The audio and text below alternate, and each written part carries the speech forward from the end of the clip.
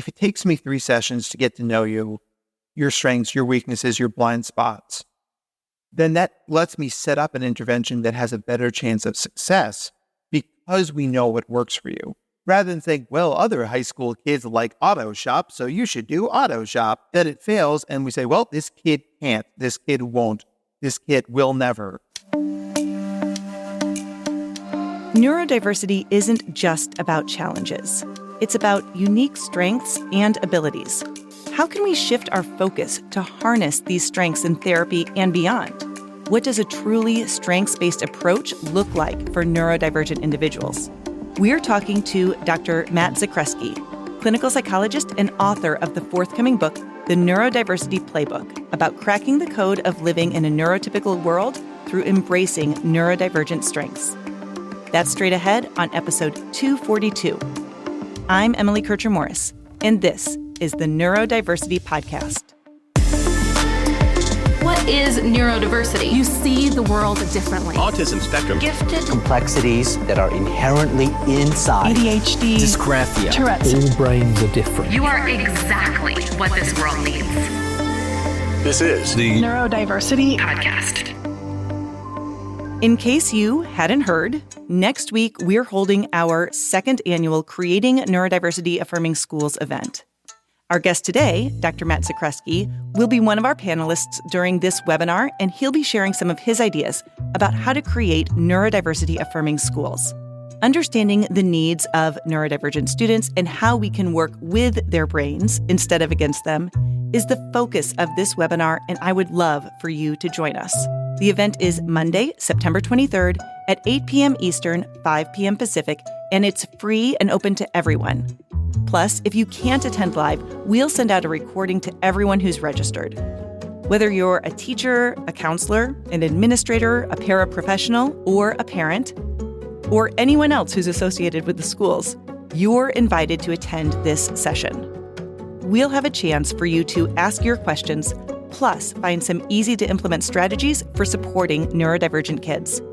Just click the link in the show notes or go to neurodiversity.university to register.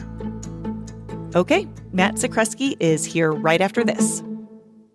When I found the Neurodiversity podcast, I was really kind of desperate to learn about myself and understand myself. Honestly, I wanted to find like a tribe who I could relate to and feel like I fit in. This podcast brings on guests who seem to be moving neurodiversity more into the mainstream.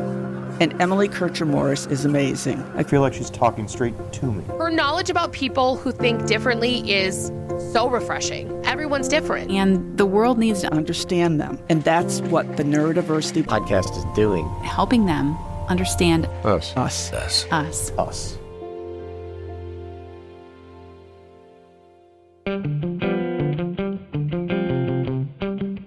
With us is Dr. Matt Zakreski, and we're talking about supporting gifted and TUI people within the neurodiversity movement. Thanks for being here. Oh, I'm so excited to be here. This is such a treat. I'm curious to learn more about your connection and role within just the broader neurodiversity movement, kind of what brought you to this community. Well, so I, as I often say, this work is both personal and professional for me. I'm a grown-up gifted kid, and I've had the highs and the lows of that. So, I say that sort of my origin story in this is I was in second grade. I had a math workbook, and they sent us home to do pages 1 through 4 in the math workbook over the weekend. And I brought the book home, and I did pages 1 through 4, and well, that was pretty easy, and I'll just keep going. And I finished the entire book. And when I brought it on Monday, my second grade teacher, Miss Vaughn, sent me to the principal's office, and like a lot of good gifted kids, I was very rule focused. And, I'm a bad kid. I'm a bad kid if you have to go to the principal's office. So they asked me gently at first, well, so your mom helped you with this? No. Well, your dad helped you with it? No. You looked it up in a textbook? No. You just did this on your own? Yes. And then they said, don't do that again. And then they sent me back to Ms. Vaughn's room, and they gave me another math workbook. And even as a second grader, I'm like, that's weird, because I'm doing things other kids can't do. And my reward, as it were, is to do more math. So we ended up having a meeting at school and, things got smoothed over. But it was like there's this immediate introduction to the fact that giftedness is not always welcomed in the world. And when it shows up, it grates, right? It's not always a smooth thing. I've had many more positive experiences from there, but that's sort of that first jolt of, that doing things exceptionally isn't always seen as a positive thing. Mm-hmm. Fast forward, I went to Center for Talented Youth Camp. It was the first time in my life where I was like, oh, it's okay to be this smart. I don't need to sort of pull back and act like I don't know the answers or doodle on the back of my spelling test for 20 minutes so I'm not the first person to turn in the test. And it's funny, whenever I say that specific thing, people always go, I did that too. And I'm like, you're my people. And then fast forward to grad school, I was able to work at a school right here in Philadelphia where I am called Hilltop Prep. And it's a school for neurodiverse kids. And I'm like, this is it. This is what I want to do. I want to work with kids to develop self-regulation and social skills and self-advocacy and help them understand that this isn't about changing you. This isn't about you can fit into this other box. This is you have this amazing special brain. Here's how we play to your strengths and here's how we smooth out the parts that don't work so well. I hear a lot when you're talking about that philosophy that is very neurodiversity affirming. And I think that's a really important concept. It's a big part of what our goal is here on this podcast. Tell me a little bit about your practice and how you integrate neurodiversity affirming beliefs with your clients. So let's think about a change you want to make in your life. So Emily, if I can put you on the spot for a moment, I'm changing the interview. What's something that what positive change you'd want to make in your own life? I am constantly working on improving my own executive functioning skills.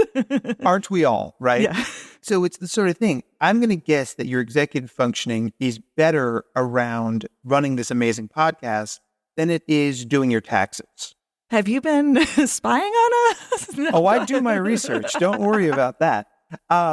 Here's the thing. They're easy jokes to make because this broader community, we all struggle with. There's a reason my wife does all my finances. She has that brain, that organized brain for that. So what I'm going to suggest is that if we were going to have you work on exercises and techniques to develop more executive functioning, it's easier to do it within the bounds of something you're already good at and something you enjoy, rather than having you do it in something you dislike and struggle with. But this is what we traditionally do at school. It's like, hey, Billy, we know you don't like math. I'm going to ask you to organize yourself better in math. He's already upset or unhappy being in math class, and we're asking him to work on a difficult, challenging skill within the bounds of something that doesn't feel good. It's unbelievable to me. I can't tell you how many social skills interventions I've seen where you take, say, an introverted kid, you have to try out for the football team.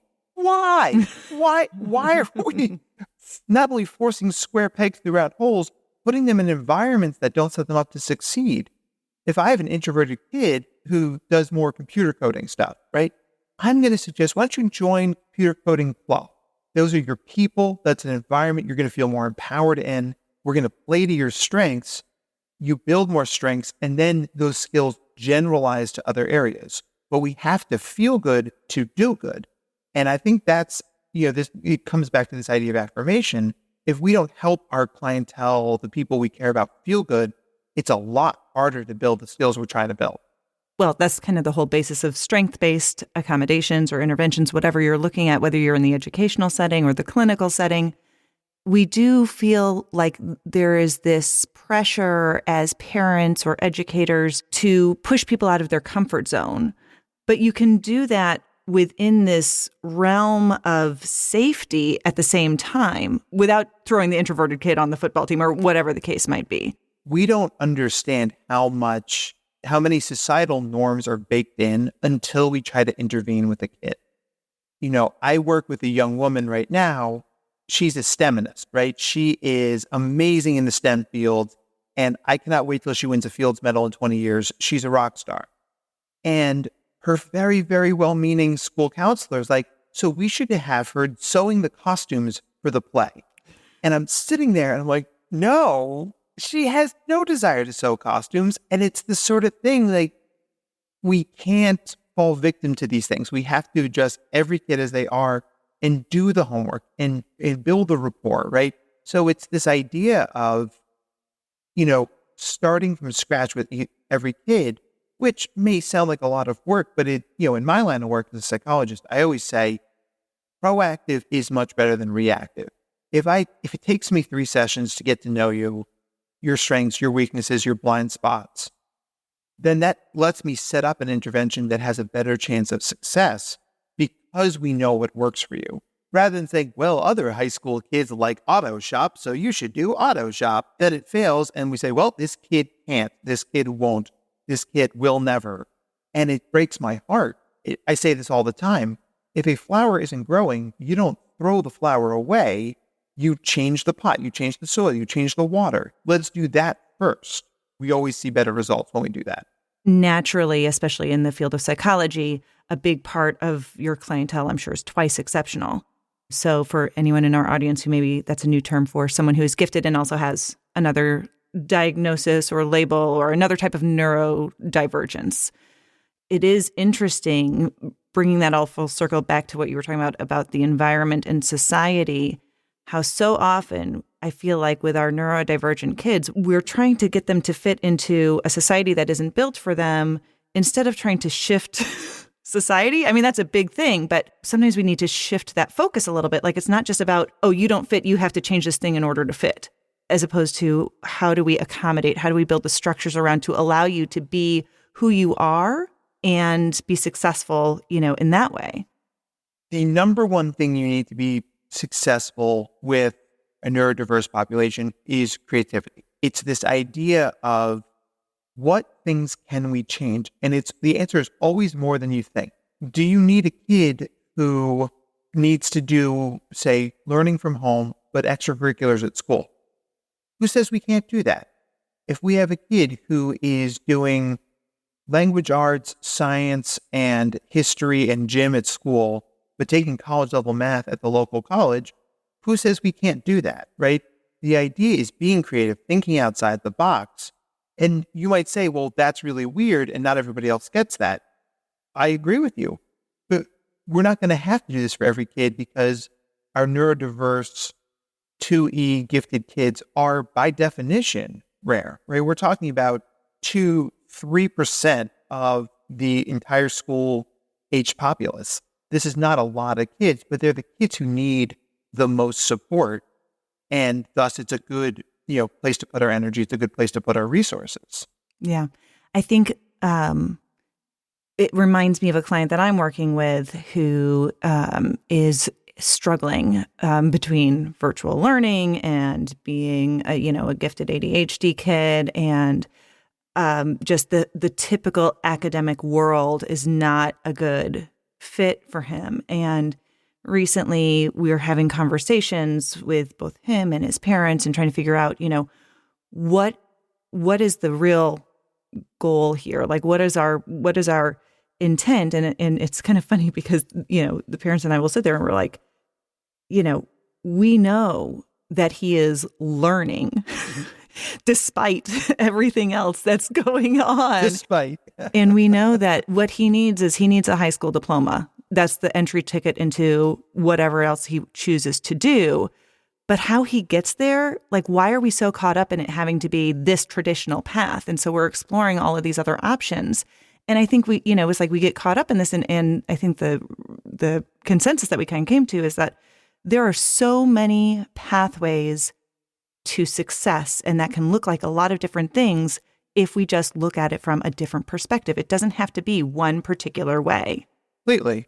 I couldn't agree with you more. I joke often that the GED should pay me for how many kids. I'm like, you're good. You don't need to do any more high school.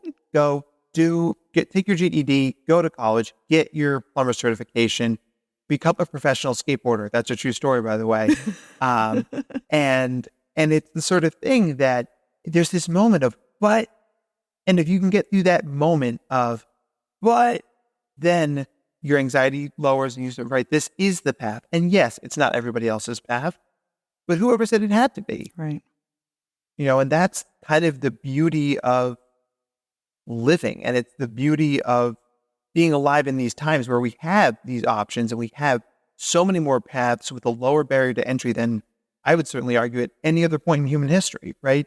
I can talk to you from my office here in Philadelphia, and later on today, I have a Skype call with one of my best friends who lives in Australia, and I can do that from my house. I mean, come on, that's unbelievable. And if we steer into that, if we embrace that, we open so many more doors for our clients and frankly for ourselves. Mm-hmm. It's a very exciting time to do what we do. Talking just about neurodiversity in general, I think Twice Exceptional naturally falls underneath that umbrella of neurodiversity because we also have that other, like somebody who is autistic or they're ADHD or dyslexic or, whatever, fill in the blank. But I feel like giftedness sometimes is this little, kind of a little bit on the outside. Like there's, I think, still this just greater stigma surrounding giftedness and understanding what that is. How do you feel that giftedness fits within that neurodiversity paradigm? And why is it important for us to include it there? That's a fantastic question. And it's one of the things that very early on in my entry into this field professionally, I'm a brain nerd. I want to know about how the brain works. I mean, we could discourse at great length about, the prefrontal cortex and all the fun parts of it. And I will restrain myself because we only have so much time. But the idea here is that the gifted brain is a different brain.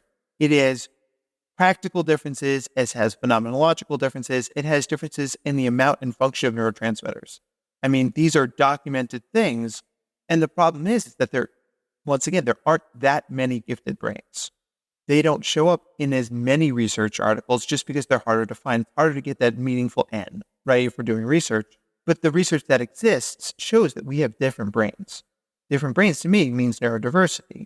And when I talk to other psychologists, and I'm lucky enough to be able to do some trainings for my colleagues in the psychology field, I often say, do you ever have a kid who's like 80% of the way to ADHD and 80% of the way to autism and like 80% of the way to a depression diagnosis? And they say, yeah, I have that kid. What do you do with that kid? I said, did you do an IQ test? And they say, no, I didn't do an IQ test.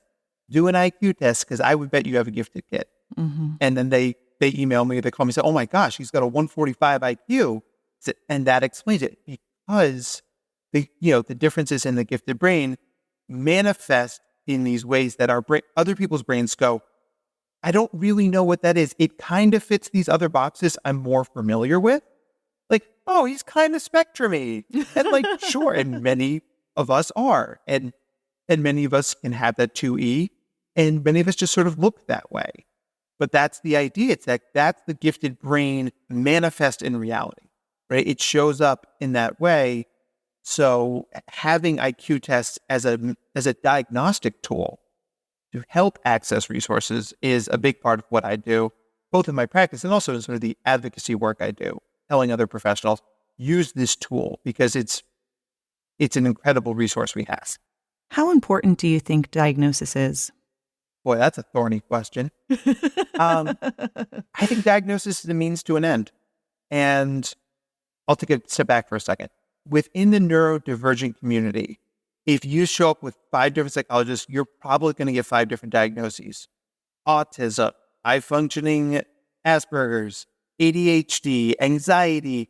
And to the extent to which all those things are true is interesting. But the idea is that the best diagnostic work takes the person into account. I think any person on the planet struggles a little bit with anxiety management. And we all have struggles with executive functioning. We all have struggles with regulating mood. That's the human condition. When it raises to the level that it's interfering with your life consistently, that's when we start talking about diagnosis. What are the diagnoses that are going to help you get the things you need to do to access things that are going to make your life better, right? And I think that's where a lot of diagnosis stops. We sort of slap a label. You have generalized anxiety disorder. Do therapy. Bye. And come on, that's not... Do you imagine if the medical community worked that way? You broke your leg. Well, then you can pick up a splint at CVS. Take care now. That's $55,000, please. Right? I mean, it's unbelievable. Let's use diagnosis as a key to open doors, right? If you need more resources, giving a kid an ADHD diagnosis allows us to get more resources. It allows us to write 504 plans and makes it easier to get medication. I'm always going to be on the side of supporting the clients I work with. Diagnosis is a tool to do that. And I think that's a powerful thing.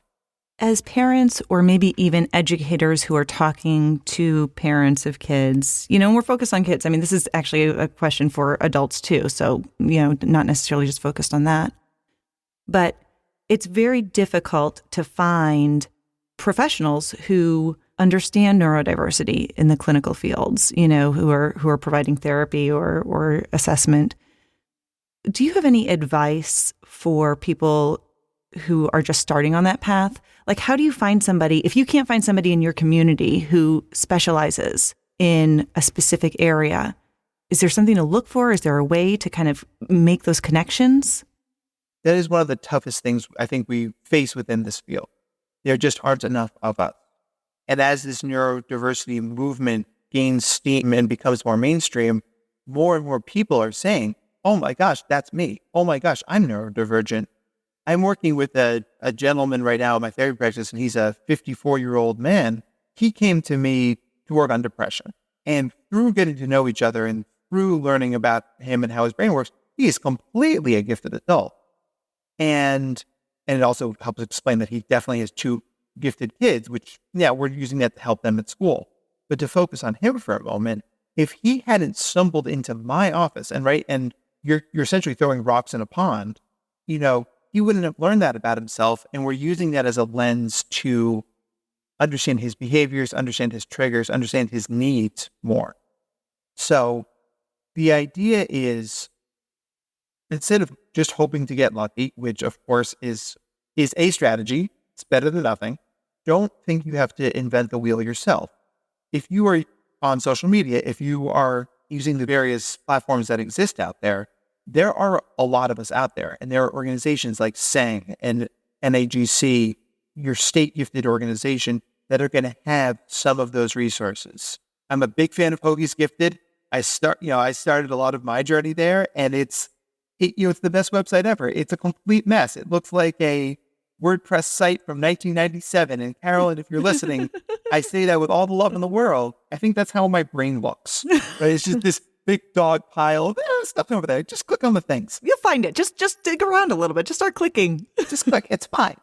And that's the thing. So whenever I get to consult with someone, I say, start with the things that already exist.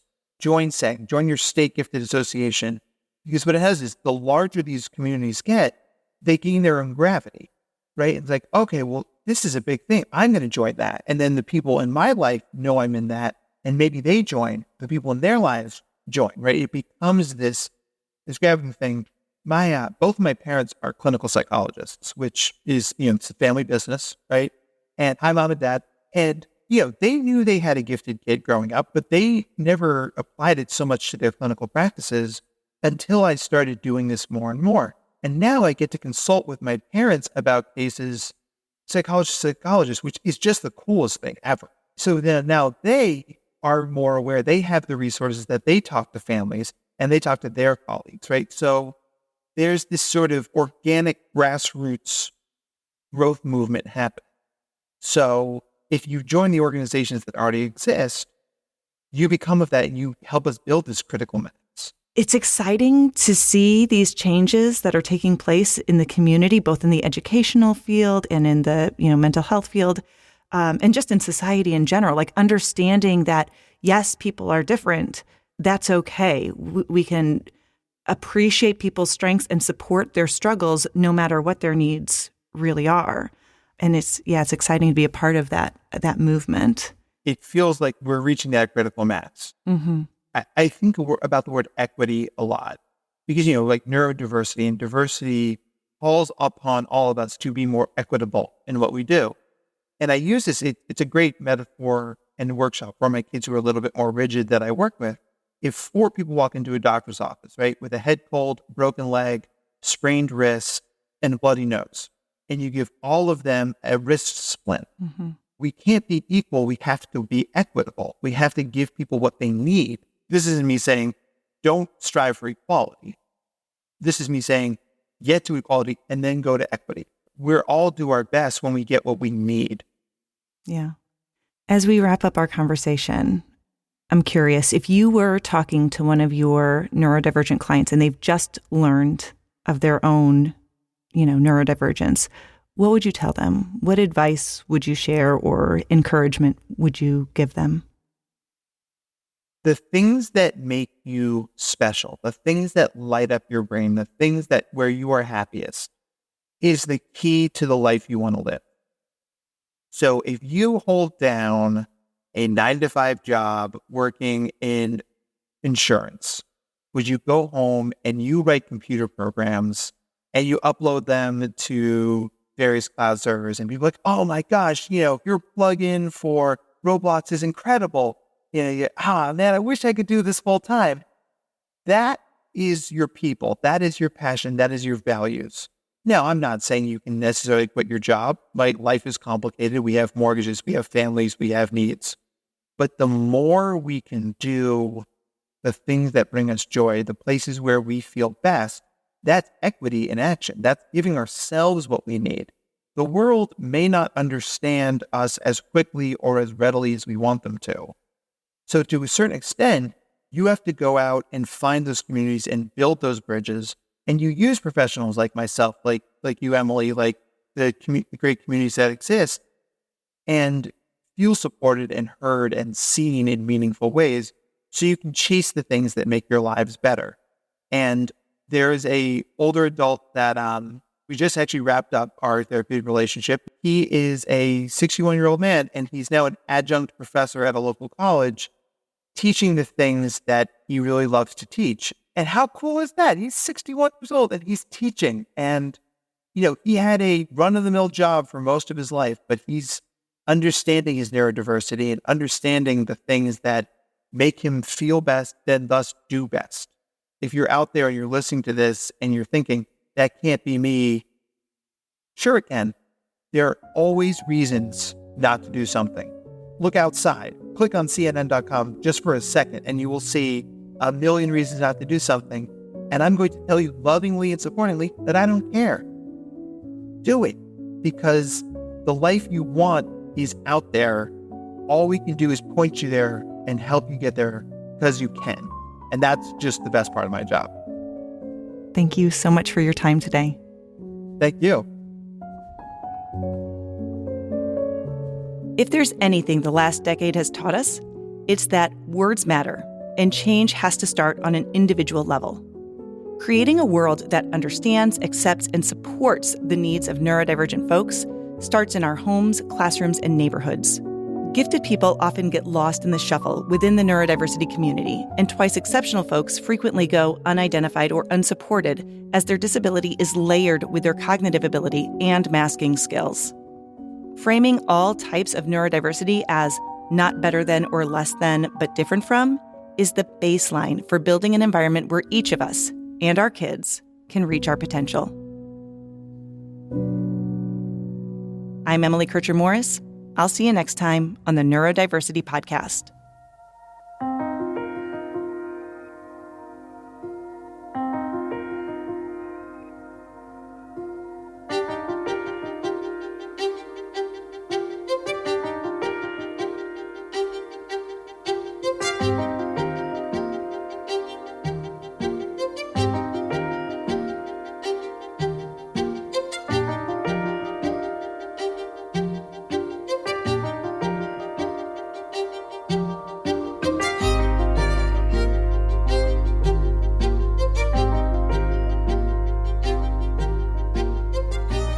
Thanks to Matt Zakreski. If you want to learn more about Matt, there are links in the show notes.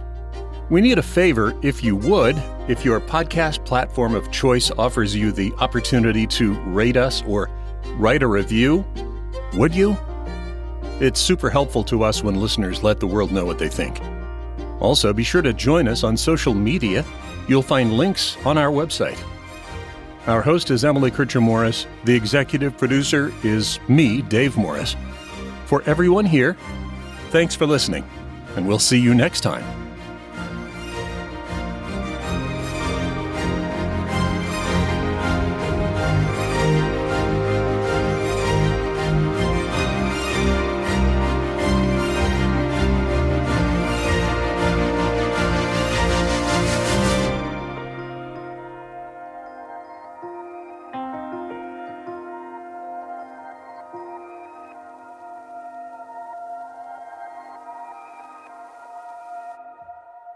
This is a service of the Neurodiversity Alliance,